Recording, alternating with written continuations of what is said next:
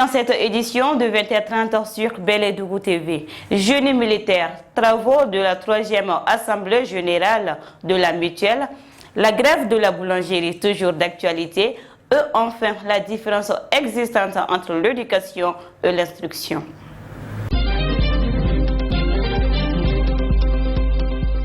Ce matin, la salle de conférence de la direction générale du Jeune militaire a abrité les travaux de la 3e Assemblée générale. Suivant le reportage avec Issa Baradjan Traoré et de Etienne Kone. Après la phase de démarrage qui a duré 3 ans, il s'agit maintenant d'entamer celle de la consolidation de la mutuelle du génie militaire. Le bébé a bien grandi et soyez en remerciés. Toutefois, à l'équipe qui entrera en fonction à l'issue de cette assemblée, je vous exhorte à mettre dans vos objectifs clés, entre autres, la mise en place de la coopérative de l'habitat, qui est un vœu cher au commandement et à l'ensemble des mutualistes du génie militaire. Au bismillah, et sur ce, général de la mutuelle du génie militaire. À titre de rappel, il faut noter que le mutuelle du génie militaire a commencé en 2018 avec des cotisations de 5 000 francs par mois pour passer à 9 000 francs CFA par mois en 2019. Cela a permis de payer aux partants à la retraite la somme de 3 500 000 francs et 2 millions de francs ont été régulièrement payés aux ayants droit des décédés depuis 2019. La grève de la boulangerie, toujours d'actualité, décrétée la semaine dernière par ces syndicats, et cela commence à impacter la population. Et les raisons de cette grève seront détaillées au micro de nos reporters. Suivant le reportage. Il y a de cela quelques jours que les agents de la boulangerie sont en train d'observer un temps de grève décrété par leurs syndicats. Suite à l'augmentation du prix de la farine et dès lors, une miche de pain qui était vendue à 250 francs est montée à 300 francs. Et à l'heure où nous sommes, il tient à préciser que cette grève continuera jusqu'à un nouvel ordre. Le problème est que ce que vous avez demandé au niveau du grève, donc actuellement le grève est allé en fait parce que la farine est un peu chère actuellement. Avant on était au niveau du 16 000 à 17 000 francs. Actuellement on est à 19 750 à 20 000. Donc, avec ça, on ne peut pas travailler comme ça. Parce qu'un boulangerie qui peut actuellement faire 10 pétrins, même avoir ton propre farine, encore espèce, tu ne peux pas avoir maintenant. Les livreurs sont en train de nous fatiguer beaucoup. Ils vont prendre notre pain, aller livrer.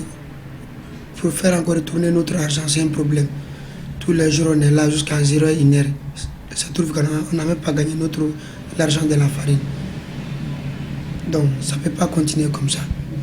Donc actuellement, nous aussi, on a essayé d'aller en grève pour voir si la situation va changer un peu.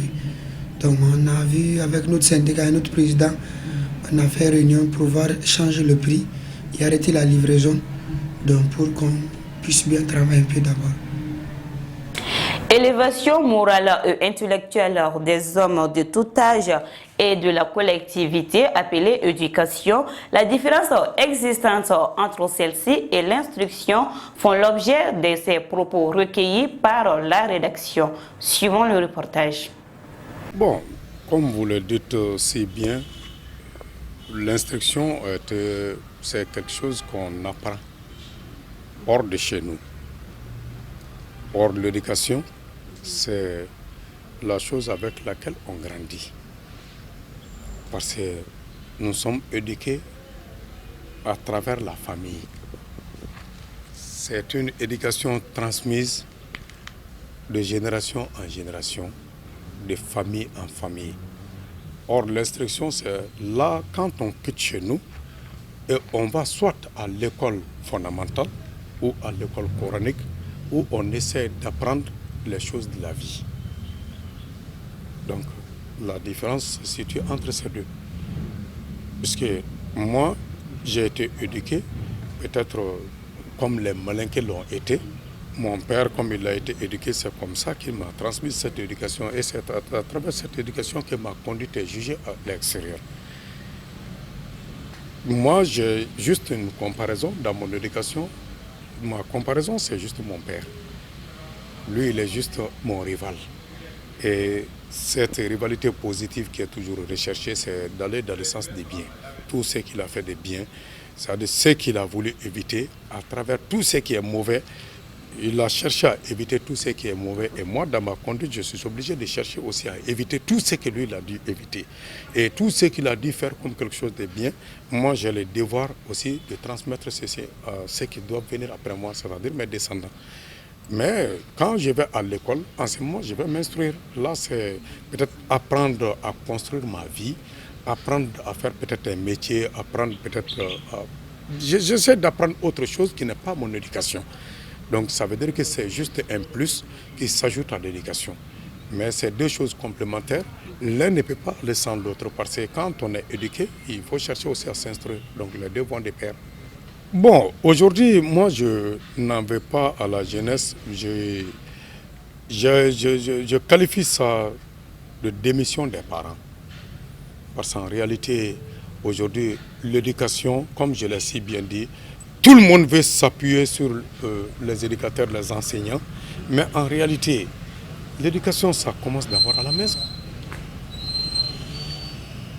L'enseignant ne peut pas donner l'éducation que toi, tu n'as pas d'abord inculquée à ton enfant. Aujourd'hui, on s'en débarrasse des enfants. On croit que c'est presque devenu une garderie. Mais on ne va pas pour apprendre. Parce qu'aujourd'hui, toi, tu mets ton enfant à l'école, c'est pour aller l'instruire. Mais tu as le devoir des parents de suivre ses études. Est-ce que tu le fais? Quels sont les parents aujourd'hui qui sont en contact permanent avec l'école de son enfant? Ça veut dire que quelque part, nous, on a démissionné. Et on est en train de tout mettre ça au dos des enseignants. Non. L'éducation, l'enfant est éduqué à la maison. Il atteint un certain âge, ça va dans la rue, il apprend une autre éducation. Il va à l'école, il s'instruit, il y a une autre éducation. Et quand lui-même, il atteint l'âge de la maturité, il s'éduque lui-même. Mais est-ce qu'aujourd'hui, cette voie-là est encore retracée comme c'était avant? Là est toute la question. Hier, l'enseignant avait le pouvoir de t'aider à éduquer l'enfant. Et aujourd'hui, il y a un décret qui oblige l'enseignant à ne plus forcer l'enfant à quoi que ce soit. Et demander ceux qui ont au-delà de la quarantaine comment ils ont fait l'école. En ce moment, l'enseignant avait le pouvoir de punir l'enfant. Même dans l'après-midi, tout le monde va à la maison, tu restes dans l'après-midi, les autres viennent te trouver. Et puis l'enseignant va à la maison, tu restes en classe. Et aujourd'hui, si l'enseignant s'hasarde à toucher un cheveu d'un enfant d'autrui, il va répondre devant les autorités. Et si nous allons comme ça, vous pensez que ça va aller comment? Donc c'est la démission et des parents et aujourd'hui certains enseignants aussi. Parce qu'en réalité, beaucoup enseignent sans pédagogie aussi. C'est inquiétant. C'est la fin de ce journal. Merci à vous de l'avoir suivi. Restez connectés pour recevoir nos informations en Bambara.